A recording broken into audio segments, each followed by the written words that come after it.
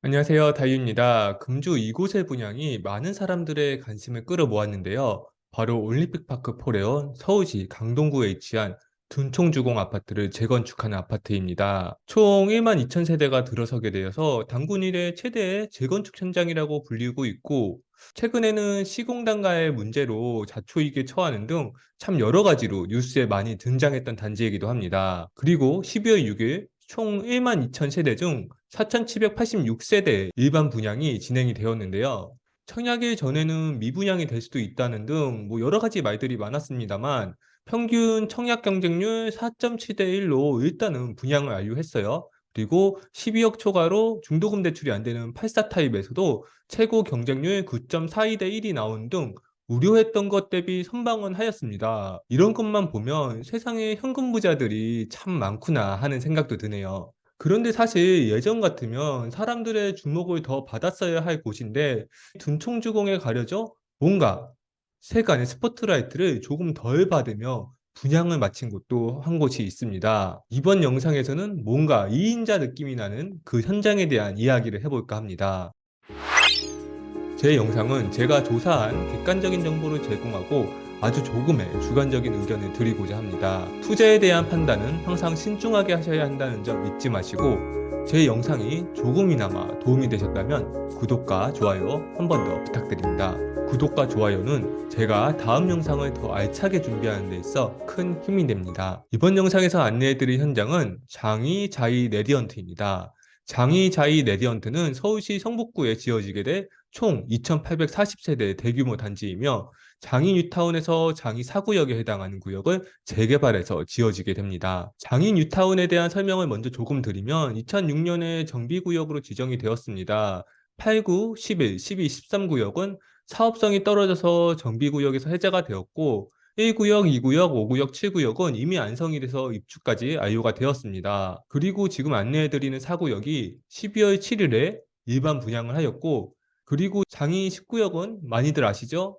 정강훈 목사가 있는 사랑제일교회가 6차례나 계속된 강제 집행에도 버티면서 사업 진행이 안 되었는데, 최근 500억 보상금 합의하면서 빠르게 진행이 될 듯합니다. 그 다음으로는 라디우스 파크 푸르지오라는 이름까지 지어지고 내년 상반기 분양이 유력해 보이는 장이 14구역도 사업 시행 인가를 추진 중에 있습니다. 그 외 지역에서도 나름의 움직임이 있긴 하지만 아직까지는 언제 진행될지 기약을 알 수 없는 상태이네요. 왕십리 뉴타운처럼 멋지게 한 번에 변모했으면 좋았을 텐데, 사업 속도도 다 다르고 여기저기 이가 빠져서 어찌 보면 반쪽짜리 뉴타운의 모습이라 조금 안타까운 부분도 있습니다. 그래도 이번에 분양한 4구역을 비롯해서 6구역, 10구역이 분양을 하고 완성이 되면 어느 정도는 뉴타운의 모습으로 천지개벽이 될 것이 예상됩니다. 장이 4구역인 이 장이 좌이 레디언트의 경우 장이 뉴타운 내에서도 가장 좋은 입지 조건을 가지고 있습니다. 6호선 돌고 지역이 바로 앞쪽에 있는 역세권 아파트이고,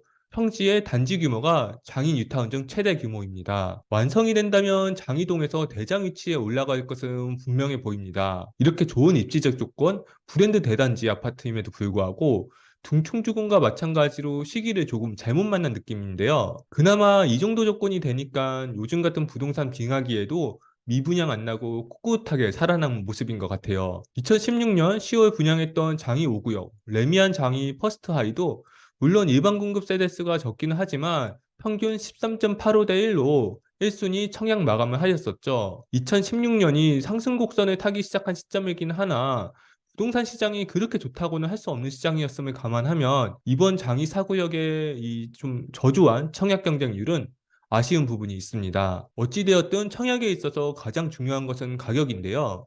평당 3천만 원 정도의 분양을 하여서 25평이 7억 후반, 34평이 10억, 40평이 11억 9천만 원 정도에 분양을 했습니다. 입지 조건이 차이가 많이 나긴 하지만 같은 주간에 분양을 해서 비교가 될 수밖에 없는 둔촌주공의 경우 평당 4천만 원에 분양을 해서 고분양가다 말이 많았었는데요. 평당 3천만 원이라는 가격이 저렴하진 않지만 그래도 납득 못할 가격은 아니다라는 생각이 듭니다. 그리고 둔촌주공의 경우 84 타입이 12억을 넘어가면서 중도금 대출이 불가한 데 반해 장이 4구역은 중도금 대출이 가능하고, 그리고 심지어 97 타입도 11억 9천 830만 원 중도금 대출을 받아낼 수 있는 선에서 아주 뽑아낼 대로 뽑아낸 느낌으로 전세대 중도금 대출이 가능합니다. 여기에 중도금 대출은 후불 이자로 적용한다고 하니 당장 2025년까지는 이자에 대한 부담이 없는 것도 큰 장점입니다. 그럼 주변 아파트 가격하고도 한번 비교를 해볼까요? 최근 주변 신축 아파트들 역시도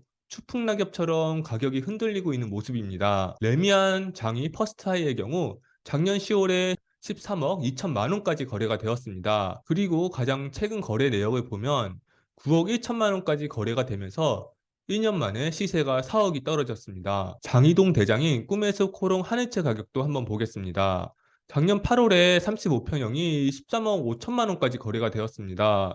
그리고 올해 10월에 거래가 된 것을 보니 물론 저층이긴 합니다만 9억 4천만 원에 거래가 되어서 이것도 역시 4억 이상 떨어졌네요. 심각한 건 전세도 2억 가까이 떨어져서 시세 하락이 더 있을 수도 있겠다 싶습니다. 안전마진이라고 하죠. 주변 아파트와 가격을 비교했을 때 신축 아파트의 시세와 차이가 많이 나기 때문에 입주가 시작되면 그만큼 벌 수 있는 금액의 차이를 얘기하는데요. 특히나 서울 같은 경우에는 아파트 가격이 너무 올랐기 때문에 로또 분양이라고 할 만큼 청약에 당첨만 되면 바로 몇 억은 번 듯한 느낌을 받기도 합니다. 현재 기준으로 보면 이 장이 4구역, 장이자이 레지던트는 안전마진이 있기는커녕 더 비싸다고도 좀 판단할 수 있을 것 같아요. 왜냐면 구축이 지금 9억대로 떨어졌는데 분양가가 10억 가까이 되니까요. 서울에서 이런 상황이 발생하다니 조금 당황스럽긴 하네요. 그래도 이번에 청약을 넣으신 분들은 지금 아니면 서울에 이 정도 입지 아파트를 당첨받을 기회가 없을 것이라고 판단하셔서 청약을 넣지 않을까 싶은 생각이 듭니다. 지금 상황이 조금 좋지 않지만 이 상황이 2025년까지 계속 지속되리라는 생각을 하는 사람들은 많지는 않을 것입니다. 특히나 서울은 말이죠. 입주 시기에 지금 있는 아파트보다 연식이나 상품성, 입지 조건 면에서 모두 앞서기 때문에 더 비싸야 하는 게 맞고 그런 아파트를 그냥 지금 금매 가격에 산다고 판단하면 조금은 마음 편하게 2025년까지 기다릴 수 있지 않을까 싶습니다. 다만 장이 4, 장이 6, 장이 10이 비슷한 시기에 분양을 하고 비슷한 시기에 입주를 하게 되면 동시에 약 7천, 8천 세대가 들어오게 되기 때문에 입주장에는 조금 주변 가격이 흔들릴 수 있을 것으로 분석됩니다. 그리고 서울 전체적으로도 둔촌주공을 비롯해 입주 물량이 조금 이제 많이 있기 때문에 금리가 낮아지고 시장이 회복돼도 입주 물량으로 인해 조금 가격이 요동치는 시기가 있지 않을까 싶습니다. 그 외에 단지 자체적으로도 조금은 아쉬운 부분이 있더라고요. 적지 않은 세대 수이긴 하지만 굳이 이걸 단지를 4개로 쪼개서 단지 사이에 도로를 만들어 놔야 했을까 하는 생각이 들어요. 물론 기부 체납 방식으로 어쩔 수 없이 만들어야 했던 것 같지만 1만 2천 세대의 둔촌주공도 단지를 가로지르는 도로가 하나밖에 없는 것과 비교하면 사용자 입장에서는 조금은 아쉽습니다. 그리고 초등학교를 모두 길 건너서 가야 하고 아주 가깝지도 않다는 점이 아쉽습니다. 장이초등학교를 배정받으면 장이 19역의 속도에 따라 좀 다르긴 하겠지만 공사 현장을 지나다녀야 하고 석간초등학교를 배정받으면 북부 간선도로 고가 및 큰 도로를 지나가야 합니다. 초등학교가 인접해 있는 다른 장인 유타운 구역과 비교하면 이 초등학교의 접근성이 이 장이 4구역이 우위를 점하는 데 있어서 많은 약점이 될 것으로 보입니다. 그리고 단지 가운데 떡하니 버티고 있는 삼익 아파트도 참 눈에 거슬립니다. 아마도 먼저 말씀드린 도로 문제도 이 삼익 아파트가 원인이지 않을까 싶습니다. 일단 보기에도 너무 안 좋고 보상금 문제로 엄청 싸울 것이 불보듯 뻔하고 입주민들에게는 눈에 가시 같은 존재가 될 듯합니다. 한남 4구역의 신동아 아파트처럼 여기도 구역에 포함되면 좋았을 것 같은데 그러지 못해서 아쉽습니다. 마지막으로 84 타입의 경우 4웨이가 아닌 3웨이더라고요.